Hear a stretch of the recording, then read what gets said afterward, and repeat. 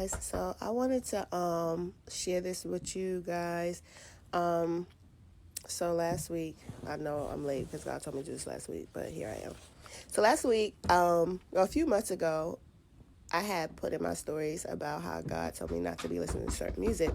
So about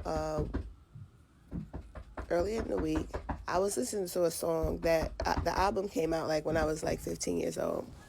And so I was listening to the songs now as a grown up, and I like remember like at 15 having these real connections with these songs. Like it was like love songs and stuff like that. Mind you, 15 years old, I was not like a relationship or anything, but just having connections with these songs so early on in life. Fast forward now, it seems like my life is mimicking these songs, right? And so in the moment, like when God told me to stop listening to songs I was listening to, right? Those songs was contradictory to the woman I wanted to be, right? So it's just like certain things like in the songs or like the vulgarness of the song, cursing, all these things. So like I had deleted my Spotify and stuff like that. Anyhow, because I was just being obedient, right? So what he told me this week is like, this is why he had me to stop listening to Spotify, like who I want to be, and regardless of what I believe or whatever, how I speak, what I speak into this world, will surely come to pass. So I wanted to bring you back to Proverbs 18:21. Bryson is always trying to interrupt a good message, right? So it says, 18, and we can start in verse 20. It said, a man's belly shall be satisfied with the fruit of his mouth, and with the increase of his lips shall be filled. He shall be filled. Death and life are in the power of the tongue, and they that love it shall eat the fruit thereof.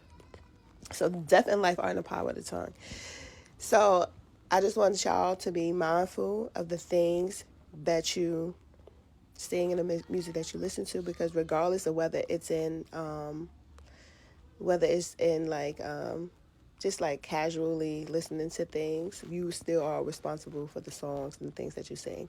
I also wanted y'all to be mindful of like, you know, your little girls and little kids like singing, like if it's the little girls singing like Pound Town, you know what I'm saying? Because they don't know what they're singing, and but these things will surely come to pass, so when it's introducing a spirit into them unknowingly to them, and as parents we have to guard their ears, eyes, and things like that.